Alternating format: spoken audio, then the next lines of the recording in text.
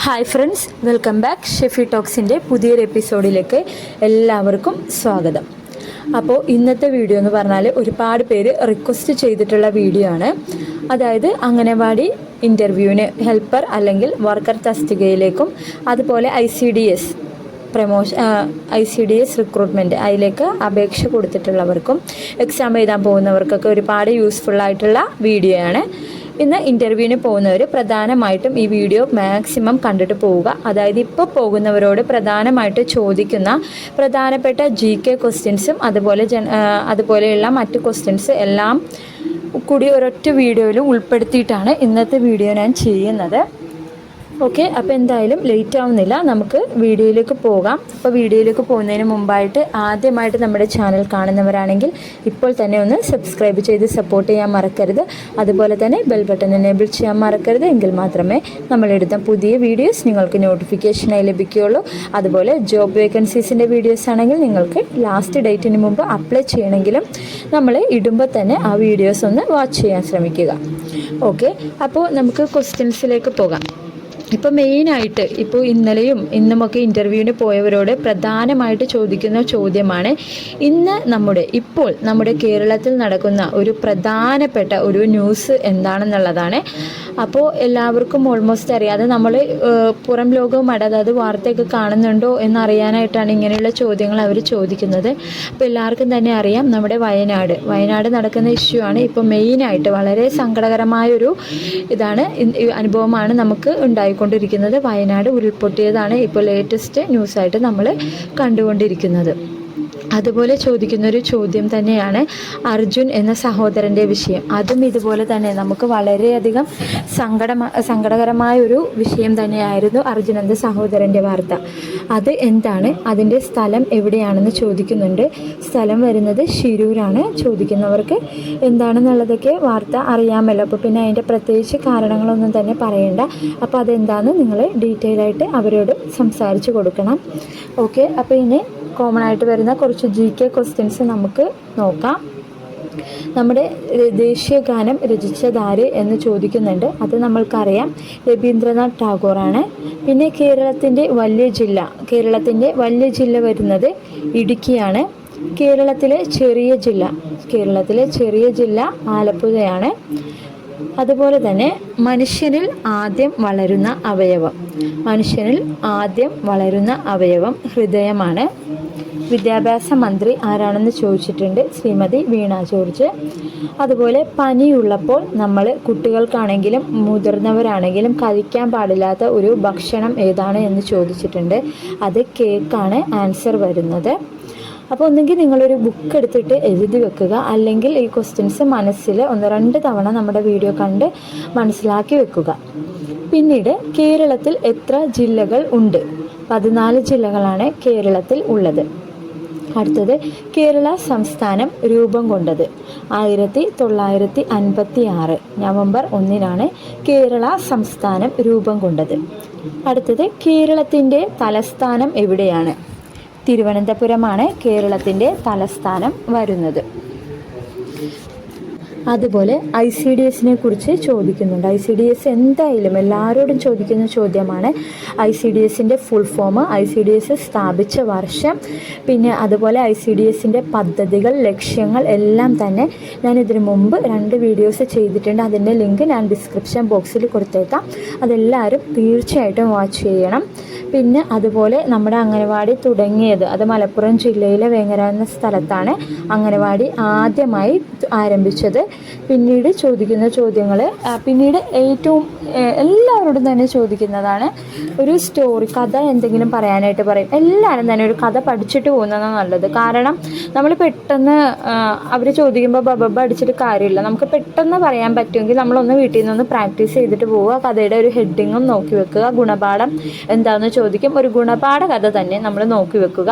പിന്നീട് നമ്മളോട് craft work എന്തെങ്കിലും അവിടെ പേപ്പർ ഓല അങ്ങനെ വെച്ചിട്ടുണ്ടാവും, അത് വെച്ച് എന്തെങ്കിലും ക്രാഫ്റ്റ് വർക്ക് ചെയ്യാൻ പറയും. ജസ്റ്റ് എന്തെങ്കിലുമൊക്കെ പെട്ടെന്ന് തന്നെ ആലോചിച്ചിരിക്കാതെ പെട്ടെന്ന് തന്നെ എന്തെങ്കിലും ചെയ്തു കൊടുക്കുക. പിന്നെ ഒരു ആക്ഷൻ സോങ് മലയാളത്തിൽ പാടുന്നതായിരിക്കും കുറച്ചുകൂടി ബെറ്റർ അത്.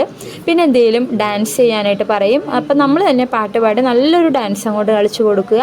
പിന്നെ ഡ്രോയിങ് അങ്ങനെ വലിയ കാര്യമായിട്ടൊന്നും വരക്കണമെന്നില്ല. എന്തെങ്കിലും നമുക്ക് അറിയാവുന്നത് എന്തെങ്കിലും ജസ്റ്റ് ഒന്ന് അവർ പറയുമ്പോൾ തന്നെ ചെയ്യണം. ഓക്കെ, അവരോട് പിന്നെ ഡൗട്ടൊക്കെ ചോദിച്ച് ഒരുപാട് എന്ത് വരക്കണം അങ്ങനെ ഒന്നും ചോദിക്കേണ്ട. അവർ ജസ്റ്റ് ഒരു പടം വരക്കാനല്ലേ പറയുള്ളൂ. അപ്പം നമ്മൾക്ക് ഇഷ്ടമുള്ളൊരു ജസ്റ്റ് ഒരു വീടോ അല്ലെങ്കിൽ എന്തെങ്കിലും ട്രീയോ എന്തെങ്കിലുമൊക്കെ അവർ ഫുൾ കംപ്ലീറ്റ് ചെയ്യാൻ തന്നെ നേരമുണ്ടാവില്ല. അപ്പോൾ തന്നെ അടുത്ത ക്വസ്റ്റ്യൻസ് നമുക്ക് വരും. അപ്പോൾ ഇതൊക്കെയാണ് പിന്നീട് വരുന്ന ക്വസ്റ്റ്യൻസ്. പിന്നെ നമ്മുടെ കൗൺസിലർ ആരാണ് എന്ന് ചോദിക്കും.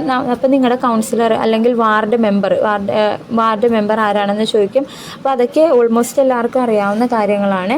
പിന്നീട് ചോദിക്കുന്നത് നമ്മുടെ മേയർ, അതുപോലെ തന്നെ നമ്മുടെ MLA ആരാണെന്ന് ചോദിക്കും. അപ്പോൾ ഇതൊക്കെ എല്ലാവരും തന്നെ മനസ്സിൽ സൂക്ഷിച്ച് പഠിച്ചിട്ട് വേണം പോവാനായിട്ട്. പിന്നീട് നമ്മുടെ അടുത്ത് ചോദിക്കുന്ന ചോദ്യമാണ് ആരോഗ്യക്ഷേമ പദ്ധതികളെക്കുറിച്ച് ചോദിക്കുന്നുണ്ട്. അപ്പോൾ ഞാൻ കുറച്ച് ആരോഗ്യക്ഷേമ പദ്ധതികൾ പറഞ്ഞു തരാം. അപ്പോൾ ഒന്ന്, അമ്മത്തൊട്ടിൽ. അനാഥരായ നവജാത ശിശുക്കളെ ഏറ്റെടുക്കാനുള്ള കേരള സംസ്ഥാന ശിശുക്ഷേമ സമിതിയുടെ സംരംഭമാണ് അമ്മത്തൊട്ടിൽ എന്ന് പറയുന്നത്. ഇത് 2022 നവംബർ 14 ഇത് രൂപം കൊണ്ടത്. അടുത്തത് സ്വാന്തനം പദ്ധതി. കിടപ്പിലായ രോഗികളെ വീട്ടിലെത്തി പരിചരിക്കുന്ന പദ്ധതിയാണ് സ്വാന്തനം പദ്ധതി. ഇതിന് ആശാവർക്കർമാരെയും അതുപോലെ തന്നെ ഗവൺമെൻറ് ആശുപത്രിയിലെ നല്ല നേഴ്സുമാരെയും ഇതിനായിട്ട് അവർ ഏർപ്പെടുത്തിയിട്ടുണ്ട്. അപ്പോൾ ആശാവർക്കർമാരൊക്കെ നമ്മുടെ വീടുകളിലൊക്കെ വരുന്നതൊക്കെ എല്ലാവർക്കും അറിയാമല്ലോ. അവർ ഓരോ കാര്യങ്ങൾ നമ്മളോട് ചോദിച്ച് മനസ്സിലാക്കുന്നുമുണ്ട്. അടുത്തത് വയോമിത്രം. 65 വയസ്സിന് മുകളിൽ പ്രായമുള്ളവരുടെ ആരോഗ്യ സാമൂഹിക പരിരക്ഷ ഉറപ്പുവരുത്തുന്ന പദ്ധതിയാണ് വയോമിത്രം എന്ന് പറയുന്ന പദ്ധതി. അപ്പോൾ ഇതിലേതെങ്കിലും അത്യാവശ്യം 1-2 എണ്ണമെങ്കിലും പഠിച്ചു വെക്കുക. അടുത്തത് മാതൃയാനം പദ്ധതി. അത് കുറച്ച് ഇമ്പോർട്ടൻ്റ് ആണ് കേട്ടോ. കുട്ടികളുടെയും സ്ത്രീകളുടെയും ഒരു ഇതായതുകൊണ്ട് തന്നെ ഇത് ചോദിക്കാൻ ചാൻസ് ഉണ്ട്. പ്രസവാനന്തരം അമ്മയ്ക്കും കുഞ്ഞിനും സൗജന്യമായി വീട്ടിലേക്ക് യാത്രാ സൗകര്യമൊരുക്കുന്ന കേരള സർക്കാർ പദ്ധതിയാണ് മാതൃയാനം. വനിതാ ശിശുവികസനവും സാമൂഹ്യ മിഷനും ചേർന്നാണ് ഈ പദ്ധതി നടപ്പാക്കുന്നത്. അടുത്ത പദ്ധതി എന്ന് പറഞ്ഞാൽ അത് നമ്മൾക്കറിയാം. അതായത് നമ്മൾ ഗവൺമെൻറ് ആശുപത്രിയിൽ നിന്ന് ഡെലിവറി കഴിഞ്ഞ് വരുമ്പോൾ വാഹനം നമ്മൾക്ക് ഫ്രീ ആയിരിക്കും. അത് ഇപ്പോൾ ഉണ്ടോയെന്ന് എനിക്കറിയില്ല. അപ്പോൾ അങ്ങനെയാണ്. അപ്പോൾ ആ ഒരു പദ്ധതിയാണ്. അപ്പോൾ അടുത്ത പദ്ധതി എന്ന് പറഞ്ഞാൽ മാതൃജ്യോതി പദ്ധതിയാണ്. മാതൃജ്യോതി പദ്ധതി എന്ന് പറഞ്ഞാൽ കാഴ്ച പരിമിതിയുള്ള അമ്മമാർക്ക് പ്രസവാനന്തരം ഒരു കുഞ്ഞിനെ സംരക്ഷിക്കുന്നതിനായി ആദ്യ 2 വർഷം വരെ പ്രതിമാസം 2000 രൂപ നിരക്കിൽ ധനസഹായം നൽകുന്ന ഒരു കേരള സർക്കാർ പദ്ധതിയാണ് മാതൃജ്യോതി എന്ന് പറയുന്നത്. അടുത്തത് മിഴി. ആരോഗ്യ കുടുംബക്ഷേമ വകുപ്പിൻ്റെ നേതൃത്വത്തിൽ സർക്കാർ എയ്ഡഡ് സ്കൂളുകളിലെ കാഴ്ച വൈകല്യമുള്ള കുട്ടികൾക്ക് സൗജന്യമായി കണ്ണടകൾ വിതരണം ചെയ്യുന്ന പദ്ധതിയാണ് മിഴി. നമ്മൾ സ്കൂളുകളിൽ വന്ന് നേത്രപരിശോധന സൗജന്യമായി ഇപ്പോഴും സ്കൂളുകളിൽ പരിശോധനയ്ക്ക് വരുന്നുണ്ട്. അങ്ങനെ അവർക്ക് അത്യാവശ്യമുള്ളവർക്ക്, കാഴ്ചക്ക് പരിമിതിയുള്ളവർക്ക് കണ്ണടകൾ ഫ്രീ ആയിട്ട് നൽകുന്ന പദ്ധതിയാണിത്. അടുത്ത പദ്ധതിയുടെ പേരാണ് അക്ഷമേധം പദ്ധതി. കേരള സർക്കാർ ആരംഭിച്ച കുഷ്ഠരോഗ നിർമ്മാർജ്ജന പദ്ധതിയാണ് അശ്വമേധം പദ്ധതി എന്ന് പറയുന്നത്. അടുത്ത പദ്ധതിയുടെ പേരാണ് നിയോ ക്രാഡിൽ.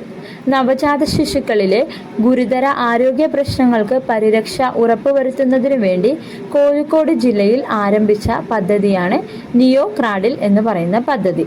അപ്പോൾ ഇത് ഇപ്പോൾ 2024 അംഗനവാടി ഇൻ്റർവ്യൂവിന് പോകുന്നവരോട് ചോദിക്കുന്ന ഒരു ചോദ്യമാണ്. സോ എല്ലാവരും തന്നെ ഒന്ന് പഠിച്ചിട്ട് പോവുക ഈ ഒരു ക്വസ്റ്റ്യൻ. പിന്നീട് ചോദിക്കുന്ന കാര്യങ്ങൾ ICDSൻ്റെ ഫുൾ ഫോം ചോദിക്കുന്നതിനോടൊപ്പം തന്നെ കുറച്ച് കാര്യങ്ങൾ കൂടി അവർ ഫുൾ ഫോം ചോദിക്കുന്നുണ്ട്. ഒരെണ്ണം WHO എന്നതിൻ്റെ ഫുൾ ഫോം എന്താണ് എന്ന് ചോദിക്കുന്നുണ്ട്. വേൾഡ് ഹെൽത്ത് ഓർഗനൈസേഷനാണ് WHOയുടെ ഫുൾ ഫോം വരുന്നത്. പിന്നീട് ചോദിക്കുന്ന അതുപോലെ തന്നെ WPO വർക്ക്ഷോപ്പ് പ്രോജക്റ്റ് ഓർഗനൈസേഷനാണ്. പിന്നെ നമ്മുടെ അംഗനവാടിയിലെ ടൈം എങ്ങനെയാണ് എന്ന് ചോദിക്കുന്നുണ്ട്. അപ്പോൾ ഓൾമോസ്റ്റ് എല്ലാവർക്കും അറിയാം 9:30 മുതൽ 3:30 വരെയാണ് അംഗനവാടിയിൽ ടൈം വരുന്നത്. അതുപോലെ അംഗനവാടി കുട്ടികളുടെ പ്രായം ചോദിക്കുന്നുണ്ട്. എത്ര വയസ്സ് മുതലാണ്? 3 വയസ്സ് മുതലാണ് അംഗനവാടികളിൽ കുട്ടികളെ എടുക്കുന്നത്. മുമ്പ് 2.5 വയസ്സിൽ 2 വയസ്സിലൊക്കെ കുട്ടികളെ കൊണ്ട് ഇരുത്തുമായിരുന്നു. ഇപ്പം നിർബന്ധമായിട്ടും കുട്ടികൾക്ക് 3 വയസ്സിലാണ് അംഗനവാടിയിൽ കുട്ടികളെ എടുക്കുന്നത്. പിന്നീട് അംഗനവാടികളിൽ കുട്ടികൾക്ക് കൊടുക്കുന്ന ഭക്ഷണം, അതുപോലെ അംഗനവാടിയിൽ കുട്ടികൾ ഉറങ്ങുന്ന സമയം, പിന്നെ അംഗനവാടിയിൽ അതായത് കുട്ടികളെ ആക്കുന്ന കൊണ്ടുള്ള ഗുണങ്ങൾ ചോദിക്കുന്നുണ്ട്. പിന്നെ അംഗനവാടിയിൽ നിങ്ങളൊരു അംഗനവാടി ടീച്ചർ ആയിക്കഴിഞ്ഞാൽ കുട്ടി കരയുവാണെങ്കിൽ ഏത് രീതിയിൽ നിങ്ങൾ കുട്ടികളെ അവരുടെ കരച്ചിൽ മാറ്റും എന്നിങ്ങനെയുള്ള ക്വസ്റ്റ്യൻസൊക്കെ ചോദിക്കുന്നുണ്ട്. അപ്പോൾ എല്ലാവരും നല്ല പ്രിപ്പയർഡായിട്ട് നല്ല സ്മാർട്ടായിട്ട് പോവുക. ആൻസേഴ്സ് പെട്ടെന്ന് പറഞ്ഞു കൊടുക്കുക. അപ്പം മെയിനായിട്ട് ചോദിക്കുന്ന കുറച്ച് കാര്യങ്ങളാണ് ഞാനിപ്പോൾ ഇതിൽ ഇൻക്ലൂഡ് ചെയ്തിട്ടുള്ളത്. അപ്പോൾ ഇനിയും ഒരുപാട് ക്വസ്റ്റ്യൻസ് ഉണ്ട്. അപ്പോൾ താല്പര്യം അതായത് ഇനിയും വീഡിയോസ് അതായത് ഇനിയും ക്വസ്റ്റ്യൻസ് ചെയ്യണം എന്നാണെങ്കിൽ നിങ്ങൾ നമ്മുടെ കമൻറ്റ് ബോക്സിലൊന്ന് കമൻറ്റ് ചെയ്താൽ മതി. ഇനി എന്തെങ്കിലും വീഡിയോസ് ആവശ്യമുണ്ടെങ്കിൽ ഇതിപ്പോൾ കുറച്ച് പേര് റിക്വസ്റ്റ് ചെയ്തുകൊണ്ടാണ് ഇപ്പോൾ ഞാൻ കുറച്ച് ക്വസ്റ്റ്യൻസ് ഇട്ടിട്ട് ഒരു വീഡിയോ ചെയ്തത്. ഓക്കെ, അപ്പോൾ എന്തായാലും ഇത്രയും ഇപ്പോൾ നമ്മൾ ഒരു വിധത്തിലുള്ള കാര്യങ്ങളൊക്കെ പറഞ്ഞിട്ടുണ്ട്. അതായത് കേരളത്തിൻ്റെ വലിയ ജില്ല, ചെറിയ ജില്ല, അതുപോലെ തന്നെ കേരള സംസ്ഥാനം നിലവിൽ വന്നത്, അതുപോലെ കേരളത്തിൻ്റെ വിദ്യാഭ്യാസ മന്ത്രി, പിന്നെ നമ്മൾ ICDSനെ കുറിച്ച്, അംഗനവാടിയെക്കുറിച്ച്, പിന്നെ story, craft work, action song, പിന്നെ ഇമ്പോർട്ടൻ്റ് ആയിട്ടുള്ള ആരോഗ്യക്ഷേമ പദ്ധതികൾ ഒരു വിധത്തിലുള്ളതൊക്കെ പറഞ്ഞു. അപ്പോൾ ഇനിയും ക്വസ്റ്റ്യൻസ് എന്തെങ്കിലും ചെയ്യണം എന്നാണെങ്കിൽ അതുപോലെ എന്തെങ്കിലും ഡൗട്ടോ കാര്യങ്ങളൊക്കെ ഉണ്ടെങ്കിൽ നമ്മുടെ കമൻറ്റ് ബോക്സിൽ ഒന്ന് കമൻറ്റ് ചെയ്താൽ മതി. അപ്പോൾ എന്തായാലും ഒരുപാട് പേർക്ക് യൂസ്ഫുൾ ആയിട്ടുള്ള വീഡിയോസാണ് നമ്മൾ ഈ ചാനലിലൂടെ ചെയ്യുന്നത്. ഓക്കെ, അപ്പോൾ എന്തായാലും എല്ലാവരും ഇപ്പോൾ തന്നെ ഒന്ന് സബ്സ്ക്രൈബ് ചെയ്യാതെ കാണാതെ ആരെങ്കിലുമൊക്കെ ഉണ്ടെങ്കിൽ ഇപ്പോൾ തന്നെ ഒന്ന് സബ്സ്ക്രൈബ് ചെയ്ത് സപ്പോർട്ട് ചെയ്യണം. ഓക്കെ, അപ്പോൾ ഇന്നത്തെ വീഡിയോ എല്ലാവർക്കും യൂസ്ഫുൾ ആയെന്ന് വിശ്വസിക്കുന്നു. അപ്പോൾ വീഡിയോ ഇഷ്ടപ്പെട്ട ഇപ്പോൾ തന്നെ ലൈക്ക് ചെയ്യുക, ഷെയർ ചെയ്യുക, സബ്സ്ക്രൈബ് ചെയ്ത് സപ്പോർട്ട് ചെയ്യുക. Thanks for watching. നല്ലൊരു വീഡിയോ ആയിട്ട് വരാം. Bye bye.